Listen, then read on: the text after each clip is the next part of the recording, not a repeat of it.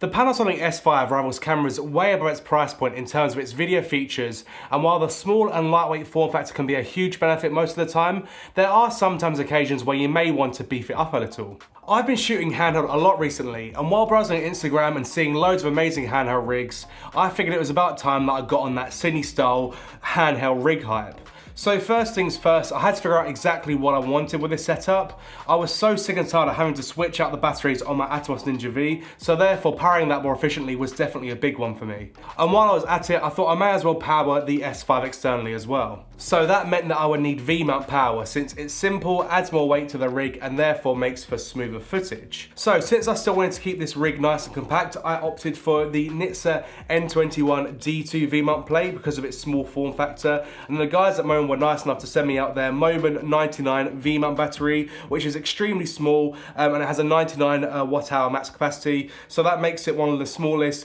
and biggest capacity batteries in its class. The battery also has two D-tab outputs, and that's how I want to power the camera and the monitor, and then it also has two USB A outputs on the top as well, so that means that you can actually charge your mobile device as well at the same time, which is really nice. And by the way, I will actually leave links for literally every single component of this rig in the description of this video, just in case you want to build something like this for yourself. In order to power the monitor, I got this D-tap to Sony MP550 cable from a brand called Zitay on Amazon. It works extremely well, it was really cheap, so there's no complaints there at all. I've actually heard a few horror stories of people frying their cameras using D-tap to dummy camera batteries before, so I did a bit of research to make sure that I got one that stepped down the voltage to a more camera-friendly 6 to 8 volts. Also, just to quickly cut in here, I've noticed that a lot of people that watch my videos on this channel are not subscribed, so if you have watched a few of my channels in the past and like what you see, then please subscribe because it helps me out massively. So with the power sorted, it was actually time to assemble the rig, and like I said before,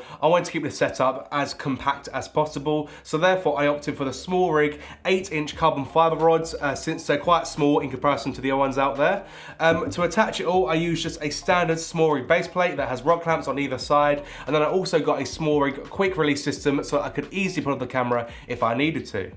With the camera attached to the base plate and then the V-mount battery plate attached just behind, the next step was actually to add some handles. So since I always use the Nitze S5 cage with my S5, I decided to use the Nitze Singer top handle and then one of their Nato-Rail side grips as well to keep everything as solid as possible. I actually really love how compact and versatile the Singer top handle is, and since both of the handles are connected via Nato-Rails, it makes it really easy to slide them off for packing down. I also love the fact that I can actually mount the Ninja V just above my lens and right in the center of the entire setup, so that actually makes framing my shot nice and easy. And then of course the last thing I wanted to do was add a follow focus for smoother and easier manual focusing, so I found the SmallRig mini follow focus on Amazon for about £70, so decided to opt for that one. I must say, it did actually take a while to get used to shooting with a rig like this, since I've never actually used a handheld setup like this before, but with that being said, I did find that the extra weight and the extra size gave a lot of advantages for me and my shooting style, especially since it makes the footage look a lot smoother,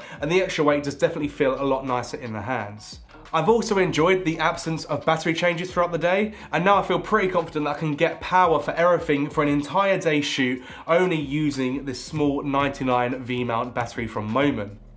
If you find yourself shooting handheld a lot, then I would definitely recommend looking into building a setup like this for yourself, since the benefits far outweigh the negatives. And of course, having a setup like this sort of makes you look a little bit more legit as well if you are going to rock up with a small camera like the S5. The stabilization you get from adding more weight to your setup as well looks a lot more pleasing to the eye, and it's actually a lot more reminiscent to what you'd actually see in movies on the big screen. So that in itself sort of makes the whole thing worth it. Now, in terms of the actual cost to build a setup like this, I'm going to leave the number somewhere here on the screen, the total build price, so you can know exactly how much it's going to cost you if you did want to invest in making a rig like this for yourself. But overall, I definitely say that I'm happy with it, and it was definitely worth the monetary investment for the work that I do, purely because I am shooting a lot, so therefore shooting with something that's a little bit more comfortable makes a world of difference to me. Anyway, thank you so much for watching this video. I hope you found it somewhat useful, entertaining, or interesting, and if you did, then please subscribe because I do make a lot of content here surrounding the Panasonic S5, the L-mount ecosystem in general, and anything sort of camera related. So if that's your vibe, then this channel is definitely for you.